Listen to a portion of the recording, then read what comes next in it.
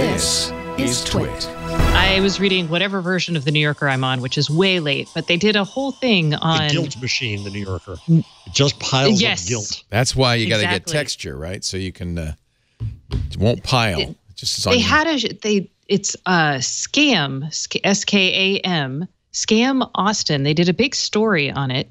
And it was a new Norwegian television show for teens made by like the Norwegian Club of Broadcast. And it looked so fascinating. It is. I went to a conference. God, I go to so many conferences. Where was it? I went to a conference where I followed her on stage, the creator of Julie Adlam. But you know what's funny? We've seen this before. This was what was it? Lonely Kid 24. What was it? Oh no, this is different because it is very similar, but it is actually scripted. There was even a book. Scripted. Remember the books of the love letters? Lonely Girl. Yeah, Lonely Girl 15 or 16 or Lonely Girl 15. Lonely Girl 15. We saw a lot of attempts to create episodic content that looked like it was wildly popular. Where which darn conference was it? Norwegian. Oh, I thought which country. So is she is it just on Facebook? Where is it? No. So this is what's really exciting. So let's give people context. So Lonely Girl was 2006 to 2008. This pretended to be a vlog back when vlogs were a YouTube diary of a teenager. It's a very early YouTube thing. Super early. Now this is actually a scripted television show that they create little 1 to 8 minute snippets. They post them on Facebook Watch. It's part of the Facebook Watch program, which is Facebook's TV effort. And they appear in people's timelines like they're like your friends, and these drama is happening at a Austin high school.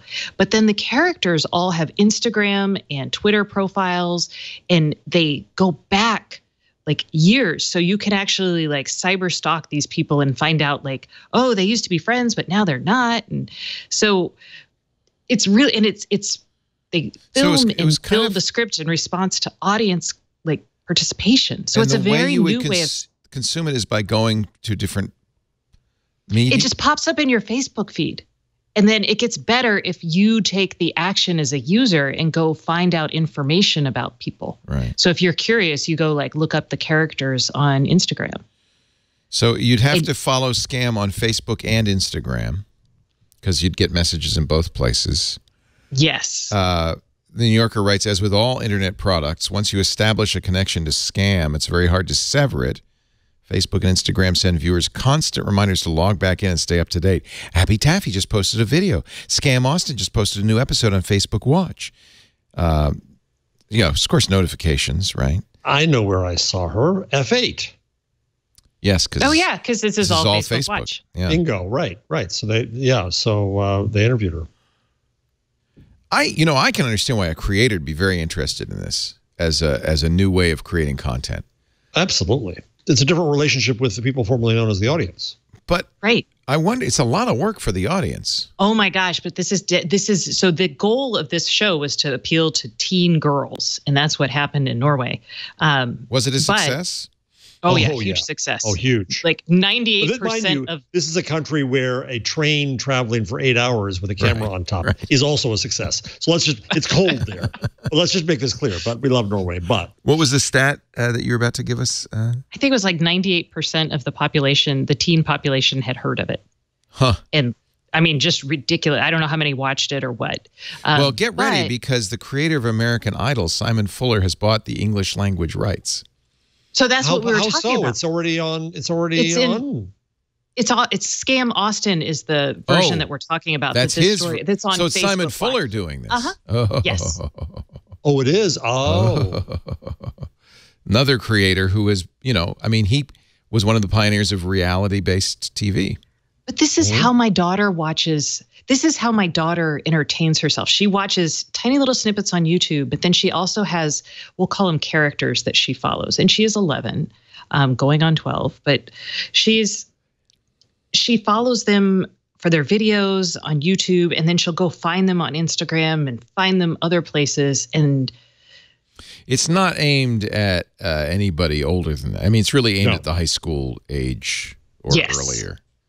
You know, in fact, 17 magazine was never aimed at 17-year-olds. It was aimed at 12-year-olds who were just figuring out how to be a 17-year-old. This is actually aimed at older students because there's like sexual content and stuff like that. Not like crazy pornography stuff, but my 12-year-old would be a little too old for her, maybe. Too young for, or she's too young for it. Yes, it is too old for her. Yeah.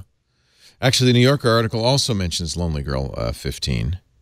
Of course they And do. remember Big Brother, the house where roommates were conspiring? That was an early attempt to do this. In fact, still big in Europe. The treatment I gave NBC when we created the site on MSNBC was that it was a big, this was before Big Brother. It was because this was in 1992, it was a big Victorian where web developers lived, loved, and fought, and they created a website which ended up being the TV show at the end of the day, but you could tune in throughout the day on the web. I wish NBC had bought this. I'd be a rich man by now. You could tune in different times on the web, see what different people were doing, who was fighting with whom. This was 1992, I thought of this. You could listen to their playlists if they were listening to music, like Kevin Rose, he had a certain style of music. You would want to listen to his music. We pitched this. NBC loved the pitch, but they never made the show, unfortunately. Oh, wow. That's a big deal. Yeah. I wish they'd gone for it. It's with 95-page treatment. I should find it. But that's what the site it became. But they didn't want to do all the, and it was probably too early for the web to do all of that stuff. All the tech stuff. So I just put up. The site launched in '94, so the web really wasn't widespread enough by then. Now is the time, though. Boy. Whew. But yeah, so something like this. Now thinking about the IGTV announcement in context with like reading about that and thinking about how my daughter watches television, it feels like we always talk about it undergoing a shift, but that's an interesting way to think about how that shift, what the end product might look like, I guess. Yeah. So now I'm like, Yeah.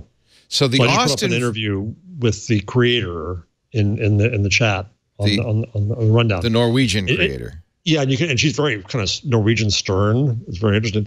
But you can fast forward through and get some sense of the difference how they tell the is story. The version she made was public television. Yes. So it was a healthy, this was. It wasn't healthy. Well, in the long run, it was healthy, right? Well, it was Norwegian healthy. I think that's an important distinction. Well, let me read what the New Yorker says. True to its roots in public television, Skam attempts to educate its audience, and its primary theme, that is, if you keep trying, things will come out all right in the end. For instance, in the Norwegian version, the girl who is slut-shamed for kissing someone else's boyfriend faces down her tormentors. A young man who attempts to suppress his homosexuality winds up accepting himself. But there is apparently debate about what's going to happen in Skam Austin. So Skam Austin has not started yet, or has started a little bit? No, they've already started. Okay. So it's not too late to follow it, though, if you can totally follow it. Because I want to know how to behave in high school.